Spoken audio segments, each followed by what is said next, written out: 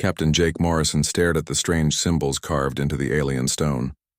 His ship, the Horizon's Edge, had been exploring the outer rim for 6 months when they found these ruins on Kepler 442b. The planet was supposed to be empty, just another dead rock in space. But here they were, looking at buildings that were older than most civilizations. Dr. Lisa Harper knelt beside the wall, carefully brushing dust from the carvings. She had studied alien languages for 20 years, but these symbols were different. They told a story that made no sense according to everything the galaxy believed about history. "Captain, you need to see this," Lisa called out. Her voice echoed in the empty chamber. The ruins stretched deep underground, room after room of carved walls and strange machines that had stopped working long ago. Jake walked over to where Lisa was working. The archaeologist pointed to a series of pictures carved into the stone. The images showed beings that looked remarkably like humans, but they were doing impossible things. In one carving, a single human figure stood in front of what looked like 1,000 alien warriors. In another, human ships moved through space in patterns that defied physics. "These carvings are at least 5,000 years old," Lisa explained. "But look at what they show. Humans fighting wars across the galaxy. Humans winning battles against odds that should have been impossible. And here," she pointed to the final image. Humans walking away from it all. The last carving showed human ships leaving behind destroyed fleets and conquered worlds. But they weren't running away. The humans in the image looked tired, almost sad. Like they were leaving because they didn't want to fight anymore, not because they couldn't. Jake frowned. "That can't be right. Everyone knows humans only came to this galaxy 300 years ago. They found Earth, settled down, and stayed there. They're peaceful farmers and scientists now." "That's what the history books say," Lisa agreed. "But these carvings tell a different story. They show humans as—" She paused, looking for the right words, "as something the galaxy was afraid of." Back on the ship, Communications Officer Ryan Bell was monitoring routine transmissions when something unusual came through. Their discovery on the planet had been automatically reported to the Galactic database, as required by exploration protocols. But someone else was listening to those reports. The Vorthak Empire had been expanding steadily for the past 50 years. They were a warrior species that believed strength was the only thing that mattered. Emperor Zexthal ruled over hundreds of worlds and his armies had never been defeated. When he heard about the ruins on Kepler 442b, he became very interested. General Krixnor stood before the Emperor in the great throne room of the capital ship. The walls were covered with weapons taken from conquered enemies. "My lord, our spies intercepted the human exploration report. They found ruins that speak of ancient human warfare." Zexthal leaned forward on his throne. "Humans? Those quiet farmers who hide in their little solar system? According to these ruins, humans once fought wars across the galaxy. They won those wars, then simply stopped. They went home and have been silent ever since." The Emperor's eyes gleamed. If humans once had great weapons, they might still have them, hidden on their world. "Imagine what we could do with such power." Krixnor nodded. "The humans have been isolated for 3 centuries. Their defenses are probably weak. A quick strike could capture their weapons before they knew what happened." Neither of them understood what they were really discussing. Earth wasn't just protected by weapons. It was protected by something far more dangerous. Sleeping humans who had spent 300 years evolving beyond anything the galaxy could imagine. On Earth, in the deep underground facilities beneath the Rocky Mountains, Dr. Amy Foster sat at her monitoring station. She was one of only a few thousand humans still awake, maintaining the systems that kept 8 billion people in deep sleep. The sleep protocol had been in effect for 3 centuries, and Amy had been born into this duty. The screens around her showed the vital signs of billions of sleeping humans. Everything was normal, just as it had been for her entire life. But Amy didn't know that the sleep protocol wasn't just about conservation or peace. It was about evolution. While humans slept, their minds were connected through quantum neural networks. They shared dreams, shared knowledge, shared tactical thinking on a level that no conscious mind could achieve. Every human in deep sleep was learning from every other human, growing stronger and smarter with each passing year. The galaxy received automated messages from Earth every 10 years. Simple greetings, trade offers, and scientific data. Everyone assumed these came from a peaceful human government. They never realized the messages were generated by computers, maintaining the illusion that humans were just quiet neighbors who preferred to be left alone. Captain Morrison's team continued exploring the ruins. They found more chambers, more carvings, more evidence that humans had once been something completely different from what the galaxy believed. In one room, they discovered what looked like a star map showing human territory that once stretched across half the galaxy. "Jake, look at this," Lisa called from another chamber. She had found carvings that showed human technology, ships that could move faster than anything currently known, weapons that could destroy entire fleets, and strangest of all, humans who seemed to fight without weapons at all, using only their minds and tactical genius. "If this is true," Jake said slowly, "then humans didn't come to this galaxy 300 years ago. They left it 300 years ago. Back in Vorthak space, Emperor Zexthul made his decision. Prepare the fleet, all of it. If humans once had great power, we will take it from them. And if they resist," he smiled coldly, "we will show them what real warriors can do." General Crixnor bowed. "It will be done, my lord. The humans have been peaceful for so long they probably don't even remember how to fight." The Vorthak began gathering their forces. 50,000 warships, the largest fleet ever assembled. They were preparing to attack Earth, believing they would find weak farmers and obsolete defenses. They had no idea they were about to break down the door of a temple where sleeping gods waited to be awakened. Dr. Foster continued her quiet watch, unaware that sensors throughout the galaxy were detecting massive fleet movements. The Vorthak were coming, and they would arrive at Earth in less than a month. When they did, they would learn why the galaxy had once feared humans. They would discover that some doors should never be opened, and some sleepers should never be awakened. The sacred slumber was about to end.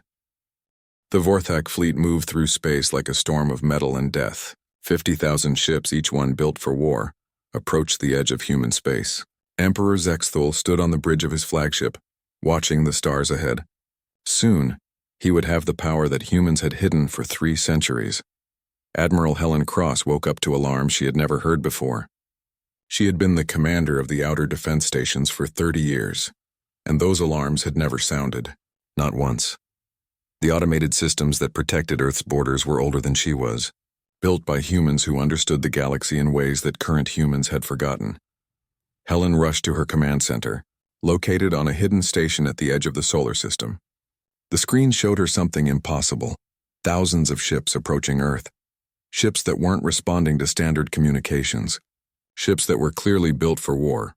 "Computer, identify incoming vessels," she commanded. Vorthak Empire fleet detected. Estimated 50,000 combat vessels. Weapons armed. Intent appears hostile. Helen stared at the screen. 50,000 ships. The current human defense force consisted of 12 patrol vessels and some very old automated stations. How are they supposed to stop an invasion force that massive? But the computers were already responding to the threat. Ancient protocols written by humans 300 years ago began to activate. Helen watched in amazement as systems she didn't even know existed came online. On the Vorthak flagship, Dr. Ryan Bell was studying the intelligence reports about Earth. Something bothered him about the information they had gathered. The planet showed signs of advanced technology, but no military presence. Cities existed, but they were strangely empty during scans. It was as if the entire human population was hiding. "Emperor," Ryan said carefully, "perhaps we should reconsider this attack. The archaeological evidence suggests that humans once possessed capabilities we don't understand." Zexthul laughed. "Dr. Bell, you worry too much. Look at their defenses. A few old stations and some patrol ships. If humans were once powerful, they clearly aren't anymore." General Crixnor pointed to the tactical display. "Our scouts report that human ships run away when they see us coming. They don't even try to fight. These are not the warriors from those ancient carvings." What none of the Vorthak understood was that the human ships weren't running away. They were leading the invasion fleet exactly where the ancient defense protocols wanted them to go. On Earth, deep beneath the Rocky Mountains, warning systems that had been silent for 3 centuries suddenly blazed to life. Dr. Amy Foster rushed through corridors she had only seen in emergency training, reaching command centers that had never been used. The computers were clear. Hostile forces were approaching Earth. The sacred sleep was in danger. Protocol 7 was now active. Amy had heard of Protocol 7 in her training, but she had never believed it would actually happen. Protocol 7 meant waking up the sleepers. All of them. 8 billion humans who had been in deep sleep for 300 years. evolving and growing stronger with each passing day. But waking 8 billion people wasn't something that could be done quickly. The process would take time that Earth might not have. The first Vorthak ships reached the outer defense stations. Admiral Cross watched helplessly as the enemy fleet opened fire. The old stations, which had protected Earth for centuries, were destroyed in minutes. The Vorthak celebrated their easy victory, not realizing they had just triggered the final phase of humanity's ancient plan. As each defense station was destroyed, it sent a signal deeper into the solar system. Those signals reached Earth and activated systems that had been waiting for 300 years. In hidden facilities around the planet, massive computers began the awakening process. Amy Foster felt the vibrations through the floor as the deep sleep chambers began to warm up. Billions of people were about to wake up, and they would wake up angry. The quantum neural networks that had connected their minds during sleep had shown them everything that was happening. Every sleeping human knew about the invasion. Every sleeping human was ready to respond. The Vorthak fleet moved deeper into the solar system, easily brushing aside the few patrol ships that tried to stop them. General Krixnor was pleased with how simple the conquest was becoming. "Emperor, we should reach Earth orbit within 6 hours. Resistance has been minimal." "Excellent," Zexthol replied. "Prepare landing forces. We'll capture their leaders and demand they surrender their ancient weapons." Dr. Bell continued to study the sensor readings from Earth. Something was very wrong with what they were seeing. The planet showed billions of life signs, but none of them were moving. It was as if the entire human population was asleep. "General, I'm detecting unusual energy patterns from the planet's surface. It appears that massive underground facilities are becoming active." Krixnor dismissed the concern. Probably just their power plants shutting down in panic. These humans have been peaceful for so long, they don't know how to respond to a real military threat. The Vorthak were wrong. Humans knew exactly how to respond to military threats. They had just been sleeping while they perfected their response. On Earth, the first awakening chambers opened.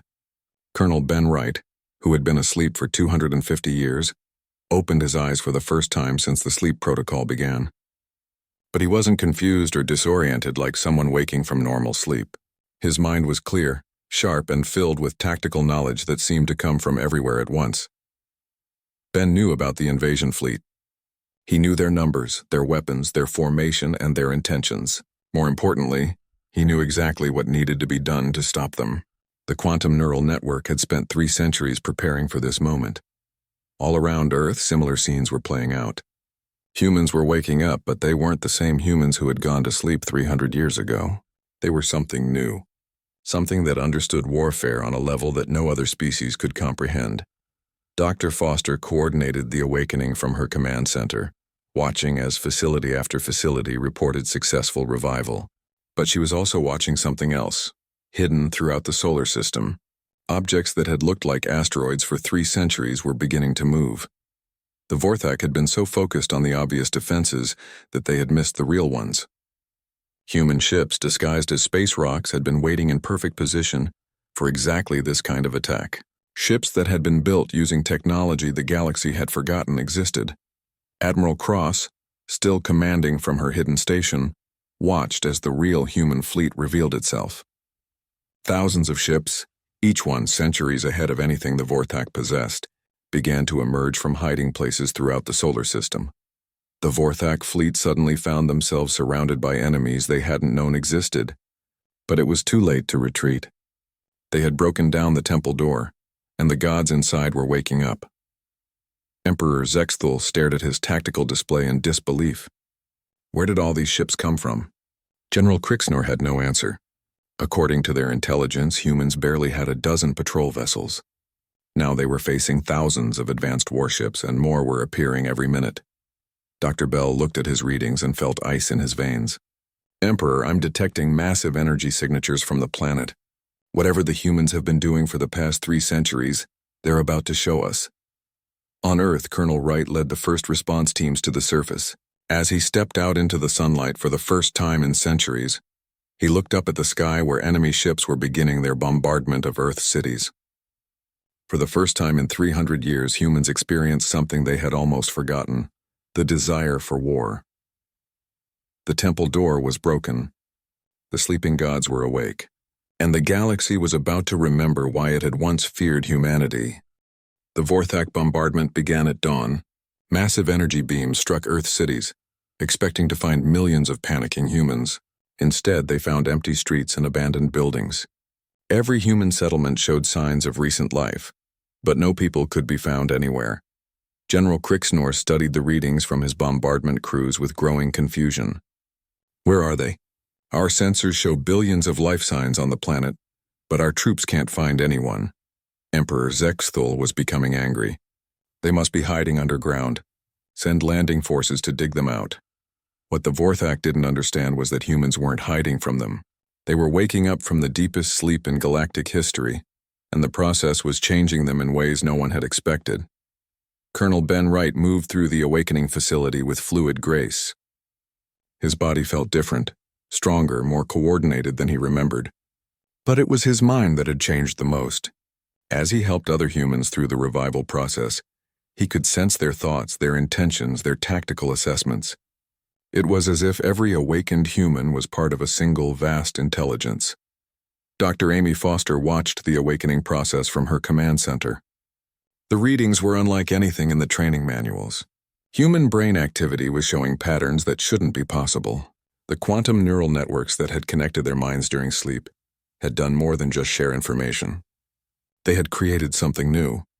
Colonel Wright, Amy called through the communication system. We're detecting Vorthak landing forces approaching the New York area. How do you want to respond? Ben's answer came without hesitation, as if he had been planning for this exact situation for centuries. Send Teams 7 through 12 to intercept. Route them through the underground passages. Make sure they understand. We're not just defending. We're teaching. The first Vorthak ground troops landed in what used to be Central Park. They expected to find a city full of frightened civilians. Instead, they found something that made their training and experience completely useless. Commander Rick Stone led his team through tunnels that the Vorthak didn't know existed. These weren't modern subway systems.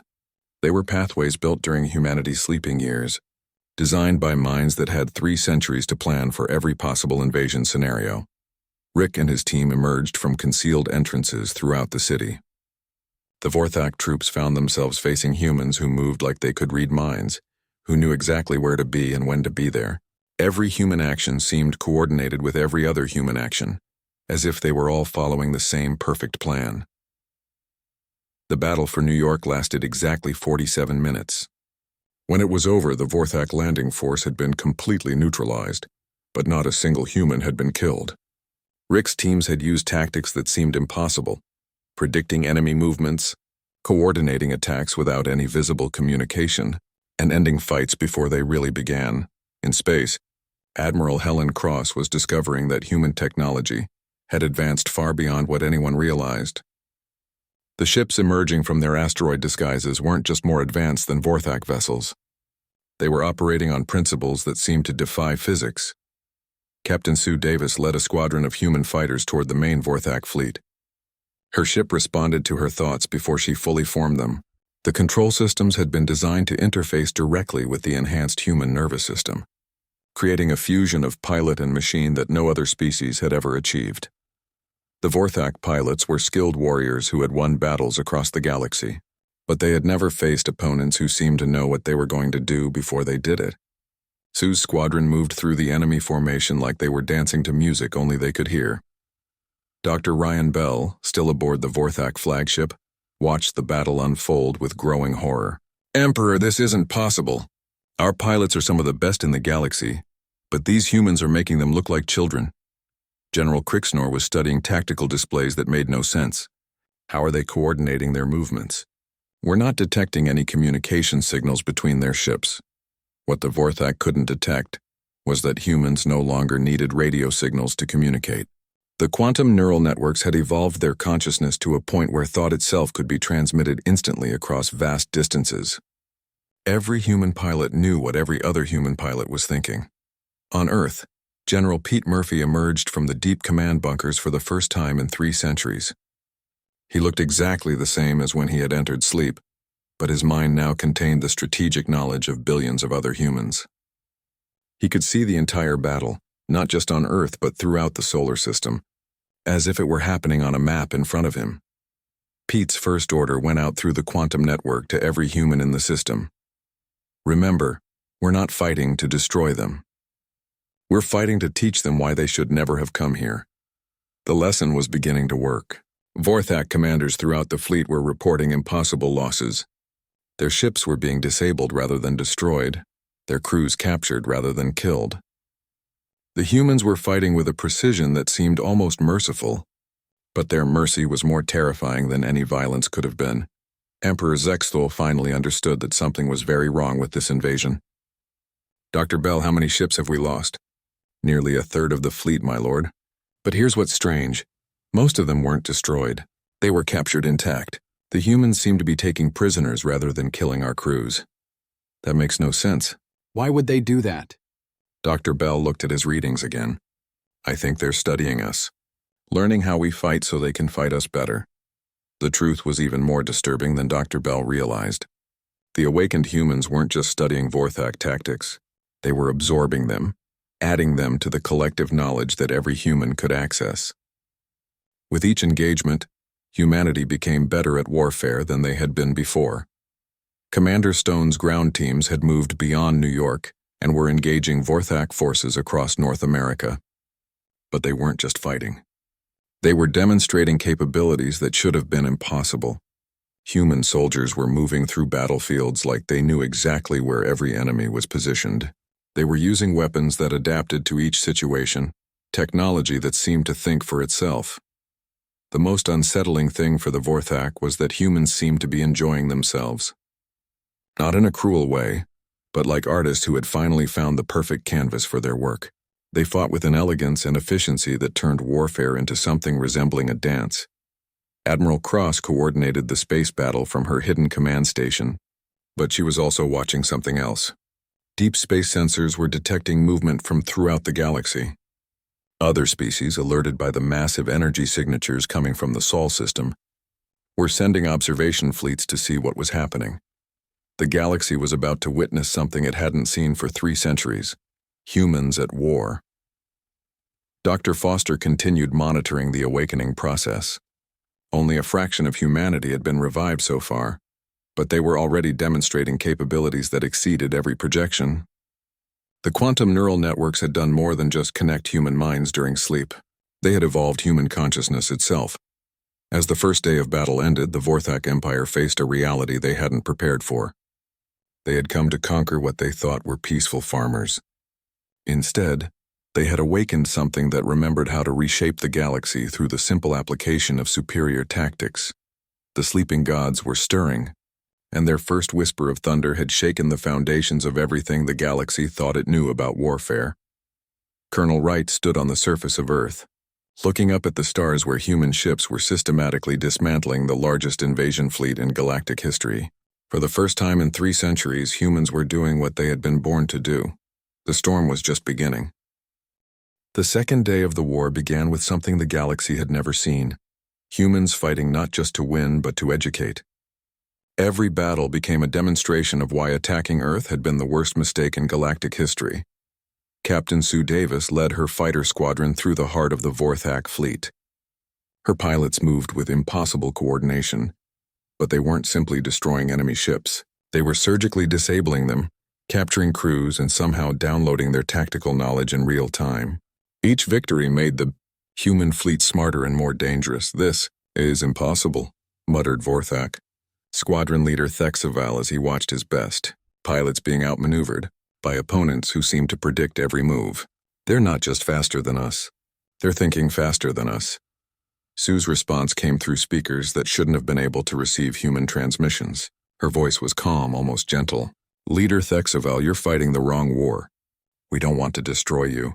We want to show you why you should surrender." To prove her point, Sue's squadron performed a maneuver that was theoretically impossible.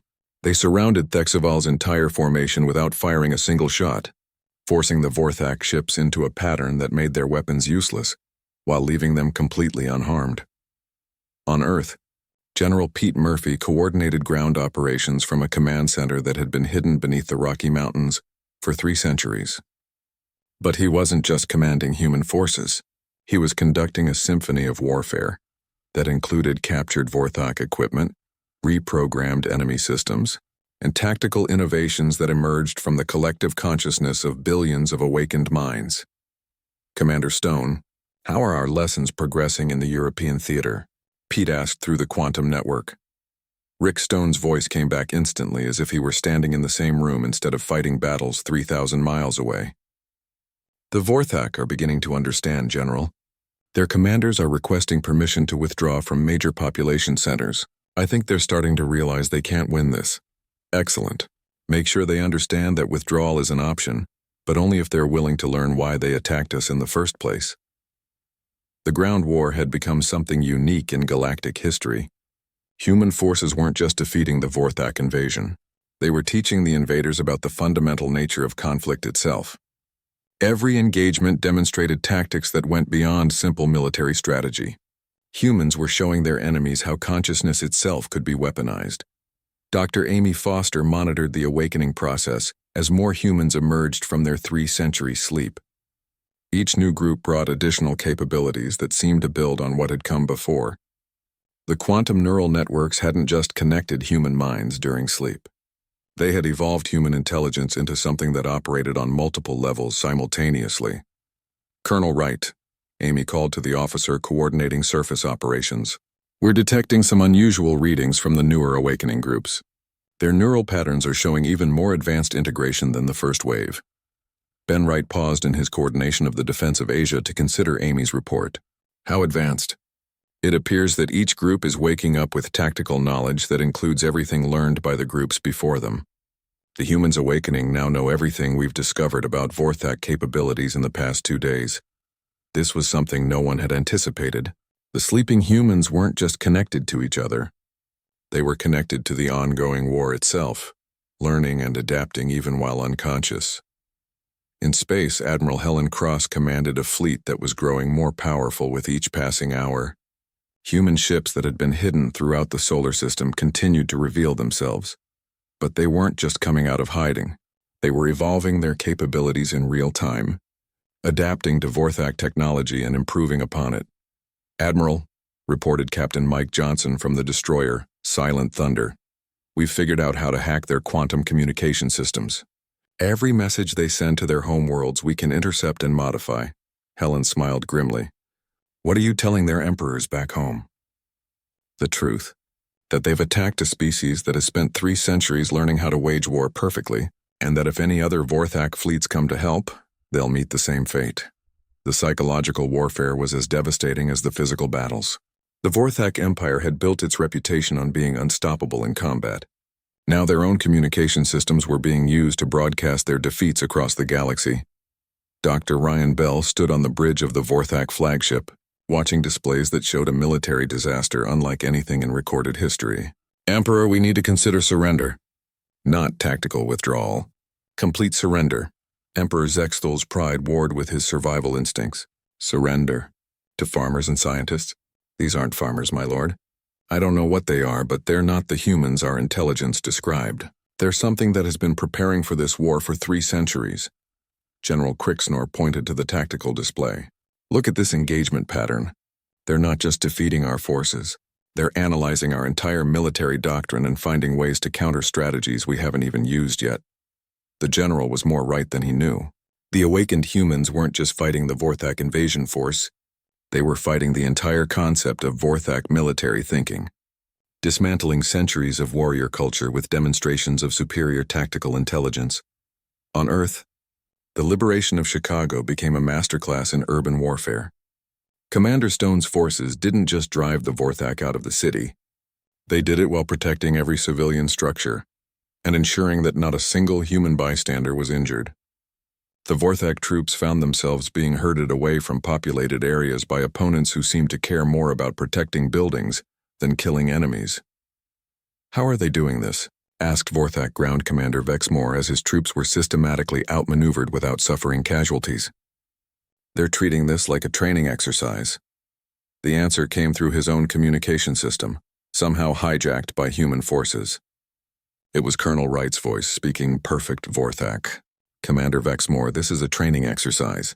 We're teaching you what happens when you attack a species that has evolved beyond The need for destructive warfare, the real demonstration, came when Wright's forces cornered the entire Fourth Act ground invasion in what used to be Grant Park. Instead of attacking, the humans simply waited. Then they began broadcasting the tactical analysis of every mistake the Vorthak had made since landing on Earth. It was humiliation, but it was also education. The Vorthak troops found themselves receiving a graduate-level course in military science, taught by opponents who had clearly mastered subjects that didn't exist in any academy. In the depths of space, Captain Davis led her squadron on an impossible mission, capturing the Vorthak flagship without damaging it. Her pilots performed maneuvers that seemed to bend the laws of physics, herding the massive command ship away from its protective fleet and into a position where it could be boarded. The boarding action lasted less than an hour. Human soldiers moved through the Vorthak ship like they had built it themselves, disabling defenses and capturing crew members with surgical precision. But they weren't just taking prisoners. They were downloading the ship's entire database, absorbing 3 centuries of Vorthak military history and adding it to humanity's collective knowledge. Emperor Zexathul found himself face-to-face with Colonel Wright in his own throne room. The human officer looked completely calm, as if capturing the flagship of the largest invasion fleet in history was just another routine exercise. "Emperor," Wright said in perfect Vorthak, "you made one critical error in your planning." "What error?" Zexthul demanded. "You assumed that 3 centuries of peace meant we had forgotten how to fight. You didn't realize that we had used those 3 centuries to perfect fighting. Every human you face today knows everything about warfare that has ever been learned by any human in history. We didn't get weaker during our sleep. We evolved." Dr. Bell, standing nearby, finally understood what had happened. The quantum neural networks. "You weren't just sleeping. You were learning. All of you together for 300 years, Wright nodded. "Dr. Bell, you're the first one to figure it out. We spent 3 centuries in collective unconsciousness, dreaming about every possible war scenario, every battle that was ever fought, every tactical innovation that was ever conceived. When you woke us up, you didn't just wake up 8 billion humans. You woke up 8 billion tactical geniuses who think as one mind." The Emperor stared at the human officer. "What do you want from us?" "We want you to learn. The galaxy has forgotten why wars end, Emperor. They end when one side becomes so superior that fighting becomes pointless. You attacked us because you thought we were weak. Now you know we're not. The question is, are you smart enough to learn from this experience?" As the 4th day of the war ended, the Vorthak Empire faced a choice. They could continue fighting a war they could never win, or they could surrender to teachers who had just demonstrated the most advanced military capabilities in galactic history. Emperor Zexthul sat in his own throne room, but he was no longer in command of his ship. Human technicians moved through the flagship with quiet efficiency, not as conquerors but as teachers examining a particularly interesting lesson plan. Colonel Wright stood nearby, watching the Emperor with something that might have been sympathy.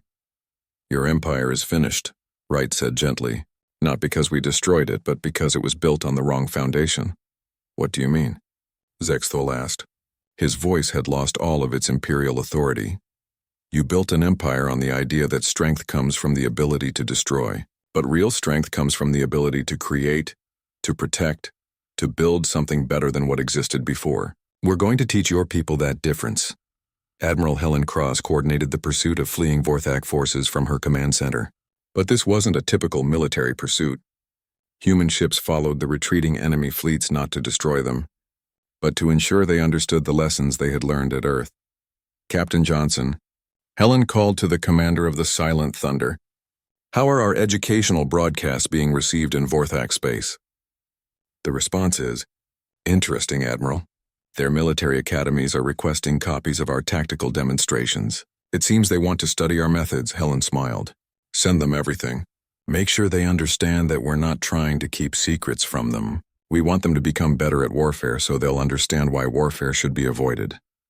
The concept was revolutionary.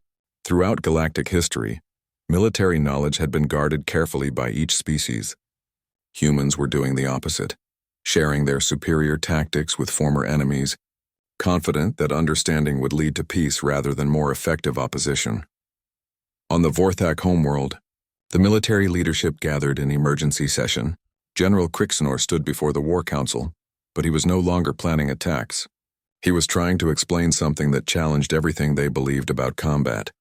The humans didn't just defeat us, Crixenor reported. They educated us. They showed us that everything we thought we knew about warfare was primitive compared to what they had developed. How is that possible? Demanded Admiral Rexthor. We have conquered hundreds of worlds.